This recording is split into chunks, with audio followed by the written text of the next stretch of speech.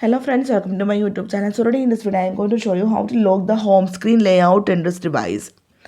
So in this device I didn't lock the home screen layout, so you can easily move the app icon anywhere on the screen. You can see,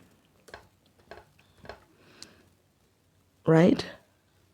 So you can easily uninstall the app icon from the home screen itself. So here Instagram, you can see here, just tap and hold on the Instagram. You can see some options, uninstall also there. If you tap on this option, you can uninstall this application from the home screen. So I will show you how to lock the home screen layout. For this, go to settings, tap on home screen and lock screen. Here you can see the option lock home screen layout. Turn on this option. You can see lock the home screen layout so you don't accidentally move or delete things. So if you tap on this one, you are not able to move this app icon in the home screen. You can see home screen locked. You are not able to uninstall this application from the lock screen, from the home screen also.